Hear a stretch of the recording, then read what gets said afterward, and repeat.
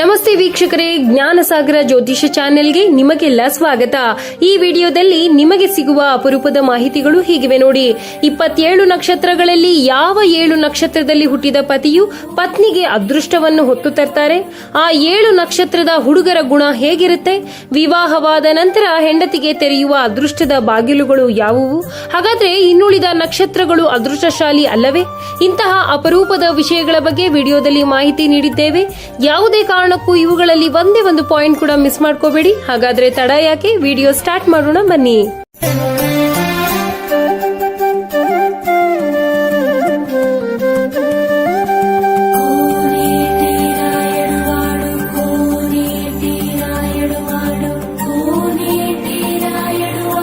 ನಮಸ್ತೆ ವೀಕ್ಷಕರೇ, ನಾವು ಹಿಂದಿನ ವಿಡಿಯೋದಲ್ಲಿ ಯಾವ ನಕ್ಷತ್ರದಲ್ಲಿ ಹುಟ್ಟಿದ ಹೆಣ್ಣು ಮಗುವು ಸತಿಯಾಗಿ ಸಿಕ್ಕಿದ್ರೆ ಅಂದ್ರೆ ಹೆಂಡತಿಯಾಗಿ ಬಂದ್ರೆ ಆ ಗಂಡ ಕೋಟ್ಯಾಧಿಪತಿ ಆಗ್ತಾನೆ ಅನ್ನೋದ್ರ ಬಗ್ಗೆ ಮಾಹಿತಿ ಕೊಟ್ಟಿದ್ವಿ.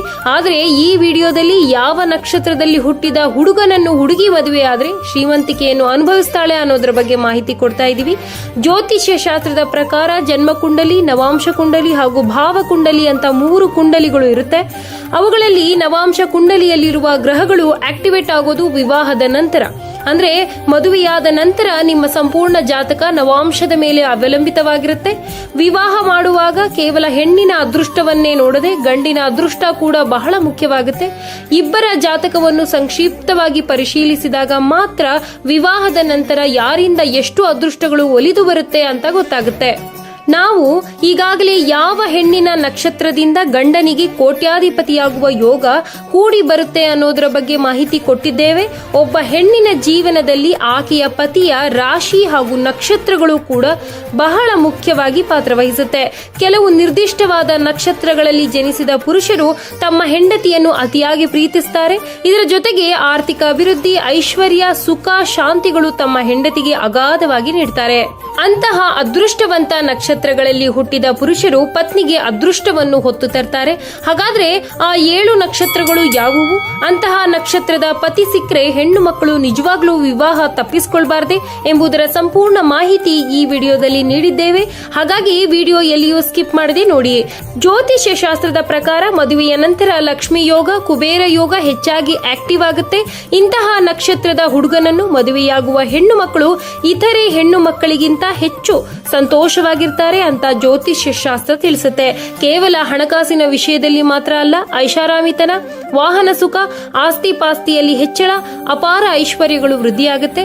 ಯಾವ 7 ನಕ್ಷತ್ರಗಳ ಹುಡುಗ ಪತಿಯಾಗಿ ಕೈ ಹಿಡಿಯಲು ಬಂದ್ರೆ ಮಿಸ್ ಮಾಡ್ಕೋಬಾರದು ಅನ್ನೋದ್ರ ಬಗ್ಗೆ ಈಗ ತಿಳಿಯೋಣ ಬನ್ನಿ. ಮೊದಲಿಗೆ ರೋಹಿಣಿ ನಕ್ಷತ್ರ. ರೋಹಿಣಿ ನಕ್ಷತ್ರವು ರಾಜಯೋಗ ಮತ್ತು ಅಪಾರ ಐಶ್ವರ್ಯ ತಂದುಕೊಡುವ ನಕ್ಷತ್ರವಾಗಿದೆ. ರೋಹಿಣಿ ನಕ್ಷತ್ರವು 27 ನಕ್ಷತ್ರಗಳಲ್ಲಿ ಅತ್ಯಂತ ಪ್ರಮುಖವಾದುದು. ಯಾಕೆಂದ್ರೆ ಈ ನಕ್ಷತ್ರದ ಅಧಿಪತಿ ಚಂದ್ರ ಆಗಿರೋದ್ರಿಂದ ತುಂಬಾ ಎಮೋಷನಲ್ ಆಗಿರ್ತಾರೆ. ಈ ಕಾರಣದಿಂದಲೇ ತಮ್ಮ ಹೆಂಡತಿಯನ್ನು ಬಹಳ ಪ್ರೀತಿಯಿಂದ ನೋಡ್ಕೋತಾರೆ. ಈ ನಕ್ಷತ್ರದ ರಾಶಿಯು ವೃಷಭ ರಾಶಿಯಾಗಿದ್ದು ರಾಶಿಯಾಧಿಪತಿ ಶುಕ್ರನಾಗಿದ್ದಾನೆ. ಈ ಚಂದ್ರ ಮತ್ತು ಶುಕ್ರರ ಅದ್ಭುತ ಸಮ್ಮಿಲನದ ಕಾರಣ ಪುರುಷರಿಗೆ ಹುಟ್ಟಿನಿಂದಲೇ ಕಲಾತ್ಮಕತೆ, ಆಕರ್ಷಣೆ, ಶ್ರೀಮಂತಿಕೆ ಎಲ್ಲವೂ ಸಿಗುತ್ತೆ. ವಾಸ್ತವವಾಗಿ ರೋಹಿಣಿ ನಕ್ಷತ್ರದಲ್ಲಿ ಜನಿಸಿದ ಹುಡುಗರು ಸ್ವಂತ ವ್ಯಾಪಾರ, real estate, fashion designing, cinema ಕ್ಷೇತ್ರ ಅಥವಾ ಐಷಾರಾಮಿ ಉದ್ಯಮಗಳಲ್ಲಿ ಕೆಲಸ ಮಾಡ್ತಾ ಇದ್ರೆ ವಿಪರೀತ ಯಶಸ್ಸು ಕಾಣ್ತಾರೆ. ಆದರೂ ಕೂಡ ಇವರು ಯಾವುದೇ ಕ್ಷೇತ್ರದಲ್ಲಿ ಕಾಲಿಟ್ರು ಹಣದ ಮಳೆಯೇ ಸುರಿಯುತ್ತೆ. ಇಂತಹ ಅದೃಷ್ಟವಂತ ನಕ್ಷತ್ರದ ಹುಡುಗನನ್ನು ವಿವಾಹ ಮಾಡಿಕೊಂಡ್ರೆ ಆ ಹೆಣ್ಣು ಮಗುವು ಜೀವನ ಪರ್ಯಂತ ಧನಧಾನ್ಯಕ್ಕೆ ಯಾವುದೇ ಕೊರತೆ ಅನುಭವಿಸೋದಿಲ್ಲ. ಇದರ ಜೊತೆ ಬ್ರಾಂಡೆಡ್ ಬಟ್ಟೆಗಳು, ಸುಂದರವಾದ ಮನೆ, ಐಷಾರಾಮಿ ಜೀವನವನ್ನು ಕಳೆಯಬಹುದು. ಇದಕ್ಕಿಂತ ಹೆಚ್ಚಾಗಿ ಅವರು ಪತ್ನಿಯನ್ನು ಜೀವಕ್ಕಿಂತ ಹೆಚ್ಚಾಗಿ ಪ್ರೀತಿಸುವ ಗಂಡ ಆಗಿರ್ತಾರೆ. ಇನ್ನು ಕುಬೇರ ಯೋಗ ಹೊಂದಿರುವ ಮತ್ತೊಂದು ನಕ್ಷತ್ರ ಅಂದ್ರೆ ಅದು ಪುಷ್ಯ ನಕ್ಷತ್ರ. ಪುಷ್ಯ ನಕ್ಷತ್ರವನ್ನು 27 ನಕ್ಷತ್ರಗಳಲ್ಲಿ ನಕ್ಷತ್ರಗಳ ರಾಜ ಅಂತಾನೆ ಕರೆಯಲಾಗುತ್ತೆ. ಈ ನಕ್ಷತ್ರದ ಹುಡುಗನನ್ನು ನೀವು ವಿವಾಹ ಮಾಡಿಕೊಂಡ್ರೆ ಲಕ್ಷ್ಮೀ ದೇವಿಯ ಆಶೀರ್ವಾದ ನಿಮಗೂ ಸಿಗುತ್ತೆ. ಯಾಕೆಂದ್ರೆ ಈ ನಕ್ಷತ್ರದ ಹುಡುಗನಿಗೆ ಕುಬೇರ ಯೋಗವಿರುತ್ತೆ. ಈ ನಕ್ಷತ್ರದ ಅಧಿಪತಿ ಶನಿದೇವನಾಗಿದ್ದು ಕರ್ಕಾಟಕ ರಾಶಿ, ರಾಶಾಧಿಪತಿ ಚಂದ್ರನಾಗಿರ್ತಾನೆ. ವಿಶೇಷವಾಗಿ ಈ ನಕ್ಷತ್ರದ ಪುರುಷರು ಅತ್ಯಂತ ಜವಾಬ್ದಾರಿಯುತರು ಹಾಗೂ ಬಹಳ ಸಂಪತ್ತನ್ನು ಹೊಂದಿರ್ತಾರೆ. ಶನಿದೇವನ ಪ್ರಭಾವದಿಂದಾಗಿ ಇವರು ಅತ್ಯಂತ ಕಠಿಣ ಪರಿಶ್ರಮಿಗಳು. ಹಾಗಾಗಿ ಶಾಶ್ವತವಾಗಿ ಆಸ್ತಿ ಪಾಸ್ತಿ ಮಾಡ್ತಾರೆ. ಈ ಮೂಲಕ ಷೇರು ಮಾರುಕಟ್ಟೆ, ಬ್ಯಾಂಕಿಂಗ್, ಸ್ವಂತ ಉದ್ಯಮದಲ್ಲಿ ಸಂಪಾದಿಸುವ ಮೂಲಕ ಶ್ರೀಮಂತಿಕೆಯನ್ನು ಆನಂದಿಸುತ್ತಾರೆ. ಈ ಕಾರಣದಿಂದಲೇ ಈ ನಕ್ಷತ್ರದ ಹುಡುಗನನ್ನು ಯಾವುದೇ ಕಾರಣಕ್ಕೂ ಮಿಸ್ ಮಾಡ್ಕೋ ಮಾಡ್ಕೋಬೇಡಿ. ಮದುವೆಯಾದ ಮಾರನೇ ದಿನವೇ ನೀವು ಸಾಕಷ್ಟು ಆರ್ಥಿಕ ಪ್ರಗತಿ ಕಾಣ್ತೀರಿ. ಇನ್ನು ಮುಂದಿನ ಮೂರನೇ ಅದೃಷ್ಟವಂತ ನಕ್ಷತ್ರ ಅಂದ್ರೆ ಅದು ಪೂರ್ವ ಫಾಲ್ಗುಣಿ ನಕ್ಷತ್ರ. ಈ ನಕ್ಷತ್ರದಲ್ಲಿ ಹುಟ್ಟಿದ ಪುರುಷರನ್ನು ವಿವಾಹ ಮಾಡಿಕೊಂಡ್ರೆ ಅಂತಹ ಹೆಣ್ಣು ಮಗಳು ಐಷಾರಾಮಿ ಹಾಗೂ ಸಕಲ ಭೋಗ ಭಾಗ್ಯಗಳನ್ನು ಅನುಭವಿಸ್ತಾಳೆ. ನಕ್ಷತ್ರದ ಅಧಿಪತಿ ಶುಕ್ರದೇವ ಹಾಗೂ ರಾಶಿ ಸಿಂಹ ರಾಶಿಯಾಗಿದ್ದು ಸೂರ್ಯನ ಗಾಂಭೀರ್ಯ ಹಾಗೂ ಶುಕ್ರನ ಐಷಾರಾಮಿ ಗುಣಗಳು ಈ ನಕ್ಷತ್ರದ ಪುರುಷರ ಮೇಲೆ ಬಹಳನೇ ಪ್ರಭಾವ ಬೀರುತ್ತೆ. ಈ ಕಾರಣದಿಂದಲೇ ಅವರು ತಮ್ಮ ಸ್ವಂತ ಶಕ್ತಿಯಿಂದ ಸಮಾಜದಲ್ಲಿ ಉನ್ನತ ಮಟ್ಟಕ್ಕೆ ಇರ್ತಾರೆ. ಇವರಿಗೆ ಹುಟ್ಟಿನಿಂದಲೇ ಲಕ್ಷ್ಮೀ ದೇವಿಯ ಕೃಪೆ ಇರುತ್ತೆ. ಸಮಾಜದಲ್ಲಿ ನಾಯಕತ್ವದ ಗುಣದಿಂದಾಗಿ ದೊಡ್ಡ ಬಿಸಿನೆಸ್ ಮಾಡುವ ಮೂಲಕ ಅಪಾರ ಸಂಪತ್ತನ್ನು ಗಳಿಸ್ತಾರೆ. ಈ ನಕ್ಷತ್ರದಲ್ಲಿ ಹುಟ್ಟಿದ ಪತಿಯನ್ನು ವಿವಾಹ ಮಾಡಿಕೊಂಡ್ರೆ ಅಂತಹ ಹೆಣ್ಣು ಮಗಳು ಬಹಳ ಸಂತೋಷವಾಗಿರ್ತಾಳೆ. ಜೊತೆಗೆ ಉತ್ತಮವಾದ ಪ್ರವಾಸ, ಐಷಾರಾಮಿ ಜೀವನ ಎಲ್ಲವೂ ಅನುಭವಿಸ್ತಾಳೆ. ಇನ್ನು ಮುಂದಿನ 4ನೇ ಅದೃಷ್ಟವಂತ ನಕ್ಷತ್ರ ಅಂದ್ರೆ ಅದು ಹಸ್ತ ನಕ್ಷತ್ರ. ಈ ನಕ್ಷತ್ರವು ಕುಬೇರನಾಗುವ ಮಹಾಯೋಗ ಹೊಂದಿರುತ್ತೆ. ಇವರು ಸ್ವಂತ ಪರಿಶ್ರಮದಿಂದ ಮೇಲೆ ಬಂದಿರೋರಾಗಿರ್ತಾರೆ. ಈ ನಕ್ಷತ್ರದ ಅಧಿಪತಿ ಚಂದ್ರನಾಗಿದ್ದು ಕನ್ಯಾ ರಾಶಿಯಲ್ಲಿ ಬರುತ್ತೆ. ಕನ್ಯಾ ರಾಶಿಯ ಅಧಿಪತಿ ಬುಧ ಆಗಿರೋದ್ರಿಂದ ಇವರಿಗೆ ಸ್ವಂತ ಬಿಸಿನೆಸ್ ಗಳಲ್ಲಿ ಬಹಳ ಲಕ್ಕಿರುತ್ತೆ. ಬುಧನ ಬುದ್ಧಿವಂತಿಕೆ, ಚಂದ್ರನ ಸೃಜನಶೀಲತೆ ಇರೋದ್ರಿಂದ ಇವರು ತಮ್ಮ ಮಾತುಗಳಿಂದಲೇ ಅಪಾರ ಐಶ್ವರ್ಯ ಪಡಿತಾರೆ.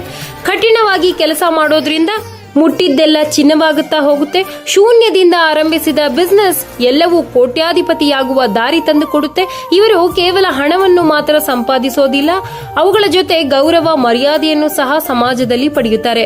ಜೊತೆಗೆ ಹೆಂಡತಿಯನ್ನು ತಮ್ಮ ಪ್ರಾಣಕ್ಕಿಂತಲೂ ಹೆಚ್ಚಾಗಿ ಪ್ರೀತಿಸುವ ಮೂಲಕ ಅವರಿಗೂ ಸಹ ಮಾತಿನ ಮೂಲಕ ಗೌರವ ಕೊಡ್ತಾರೆ. ಇಂತಹ ಗಂಡ ಸಿಕ್ಕರೆ ಆ ಮನೆಯಲ್ಲಿ ಸುಖ, ಐಶ್ವರ್ಯ ಸದಾ ತುಂಬಿರುತ್ತೆ. ಇನ್ನು ಮುಂದಿನ 5ನೇ ಅದೃಷ್ಟವಂತ ನಕ್ಷತ್ರವೆಂದರೆ ಅದು ಸ್ವಾತಿ ನಕ್ಷತ್ರ. ಸ್ವಾತಿ ನಕ್ಷತ್ರದ ಪುರುಷರನ್ನು ವಿವಾಹವಾದ ನಂತರ ಭಾಗ್ಯೋದಯದ ಬಾಗಿಲು ತೆರೆಯುತ್ತೆ.